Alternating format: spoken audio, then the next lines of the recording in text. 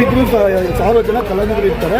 ಅದ್ರ ಜೊತೆಗೆ 5 ರಿಂದ 10,000 ಜನರು ಪಾಲ್ಗೊಳ್ತಾರೆ. ಇದನ್ನು ಪ್ರದರ್ಶಿಸ್ತಾರೆ. ಇಡೀ ಚಾಮರಾಜಪೇಟೆಗೆ ನಾವು ಜನಕ್ಕೆ ತಿಳಿಸ್ಕೊಡ್ತೀವಿ. ನೋಡಿ, ನಮ್ಮ ಕನ್ನಡದ ಗತ ವೈಭವವನ್ನು ತಿಳಿಸ್ಕೊಡೋದು ಇದೇ ವಿಶೇಷ. ನಾಡಹಬ್ಬದ ಒಂದು ಇದೇ ವಿಶೇಷ. ಪೂಜಾ ಕುಣಿತ, ಡೊಳ್ಳು ಕುಣಿತ, ನಂದಿ ಕೋಲು ಜೊತೆಗಳು ಇವೆಲ್ಲ ಕೆಲವೆಲ್ಲ ಬರ್ತಾ ಇದೆ. ಆಮೇಲೆ ಈಗ ಹೊಸದಾಗಿ ಮಂಗಳೂರಿನಿಂದ ಉಡುಪಿ ಜಿಲ್ಲೆಯವರು ಹುಲಿ ವೇಷದಲ್ಲಿ ಮಾಡಿಕೊಂಡು ಹುಲಿ ವೇಷ ಅಂತೇಳಿ ಒಂದು 20 ಜನ ಬರ್ತಾರೆ. ತಮಟೆ ವಾದ್ಯಗಳು ಸುಮಾರು ಜನ ಇದ್ದಾರೆ. ಕೋಲಾರದಿಂದೆಲ್ಲ ಬಂದು ತಮಟೆ ಬ್ಯಾಂಡ್ ಮೇಳಗಳು ಅಂದರೆ ಈ ಒಂದು ಜಾಥಾ ಎಲ್ಲಿ ಯಾವ ರೋಡಲ್ಲಿ ಓಡಾಡ್ತದೆ, ಯಾವ ರೋಡಲ್ಲಿ ಪ್ರಮುಖವಾಗಿ? ಚಾಮರಾಜಪೇಟೆ ಮುಖ್ಯ ರಾಜಬೀದಿಗಳಲ್ಲಿ 1, 2, 3, 4, 5 ಮತ್ತು ನಂಜಾಂಬಾಗಾರ, ರಾಘವೇಂದ್ರ ಕಾಲೋನಿ, ದೇವನಾಥ ಸರ್ಕಿಟು ಮತ್ತು ಎಲ್ಲ ಮುಖ್ಯ ಬೀದಿಗಳಲ್ಲಿ ಮಾತ್ರ ಹೋಗ್ತೀವಿ. ಕ್ರಾಸ್ ರೋಡ್ಗಳಲ್ಲಿ ಎಲ್ಲೂ ಹೋಗಲ್ಲ. ಮುಖ್ಯ ಬೀದಿಗಳಲ್ಲಿ ವಿಜೃಂಭಣೆ ಇದು ಹೋದರೆ ಇದರಿಂದ ನಮ್ಮ ಕನ್ನಡ ರಾಜ್ಯೋತ್ಸವ ಮಾಡೋದ್ರಿಂದ ಕಲಾವಿದರಿಗೆ ನಮ್ಮ ಕನ್ನಡ ರಾಜ್ಯೋತ್ಸವ ಸಮಿತಿ ವತಿಯಿಂದ ಒಂದು ಪ್ರೋತ್ಸಾಹ ಸಿಗ್ತಾ ಇದೆ ಅಂತ ನಾವು ಅಂದ್ಕೊಂಡಿದ್ದೀವಿ.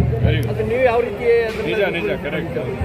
ಅವ್ರಿಗೆ ಉತ್ತೇಜನ ಮಾಡೋ ಮುಖಾಂತರ ನಮ್ಮಲ್ಲಿ ಒಂದು ಕನ್ನಡದ ಒಂದು ಬೆಳವಣಿಗೆಗೆ ಜಾನಪದ ಕಲಾವಿದರಿಗೆ ಒಂದು ಸೌಲಭ್ಯಗಳನ್ನು ಕಲ್ಪಿಸುವಂಥ ಒಂದು ಕೆಲಸಗಳನ್ನು ನಮ್ಮ ಕನ್ನಡ ರಾಜ್ಯೋತ್ಸವ ಸಮಿತಿ, ನಾಡ ಹಬ್ಬದ ಸಮಿತಿ ವರ್ಷವೂ ಹಮ್ಮಿಕೊಂಡು. ಇದು ಎಷ್ಟನೇ ವರ್ಷದ್ದು ಸರ್? ಇದು ನಮಗೆ ಇದಕ್ಕೆ ಮುಂಚೆ ನಾವು ಹಣ್ಣಮ್ಮ ಕಾರ್ಯಕ್ರಮಗಳನ್ನೆಲ್ಲ ಮಾಡ್ಕೊಂಡು ಬಂದಿದ್ವಿ. ನಮ್ಮ ಸಂಘ ನೋಂದಣಿ ಆಗಿದ್ದು 2006ನೇ ಇಸ್ವಿನಲ್ಲಿ ನೋಂದಣಿ ಆಗುತ್ತೆ. ನೋಂದಣಿ ಆದಾಗ ನಮ್ಮ ಸ್ಥಳೀಯ ಶಾಸಕರಿದ್ದಾಗ ಅವ್ರ ಸಹಕಾರದಿಂದ ನಾವು ಕನ್ನಡ ರಾಜ್ಯೋತ್ಸವವನ್ನು ನವೆಂಬರ್ 1ನೇ ತಾರೀಕಿಗೆ ವಿಜೃಂಭಣೆಯಿಂದ ಆಚರಣೆ ಮಾಡ್ತಾ ಇದ್ದೀವಿ. ಸಂಜೆ ಹೊತ್ತು ರಸಸಂಜೆ ಮೊದಲಿಗೆಲ್ಲ 2 ದಿವಸ ಮಾಡ್ತೀವಿ. ಇನ್ನೂ 2 ದಿವಸ ಮಾಡ್ತೀವಿ. ಕೆಲವು ಟೈಮ್ ಏನು ಮಾಡ್ತಾರೆ, ನಮ್ಮ ಶಾಸಕರ ಅನುಪಸ್ಥಿತಿ ಇಲ್ಲ ಅಂದಾಗ ಸ್ವಲ್ಪ ಅವ್ರು ಯಾವಾಗ ನಮ್ಗೆ ಸಿಗ್ತಾರೆ ಅವಾಗಲೂ ಕೂಡ ಒಂದು ಸಾರಿ ಹಮ್ಮಿಕೊಂಡು ಮತ್ತೆ ಈ ವರ್ಷ ಎಷ್ಟು ದಿವಸ ಮಾಡ್ತಾ ಇದ್ದೀವಿ? ಒಂದು ದಿವಸ, ಇವತ್ತೊಂದು ದಿವಸ, ಒಂದು ದಿವಸ ಮಾಡಿ ಮತ್ತೆ ವಾದ್ಯಗೋಷ್ಠಿ ಕೂಡ ಇದೆ. ಈಗ ಸಂಜೆ ಕಾರ್ಪೊರೇಟ್ರು ಅಂದರೆ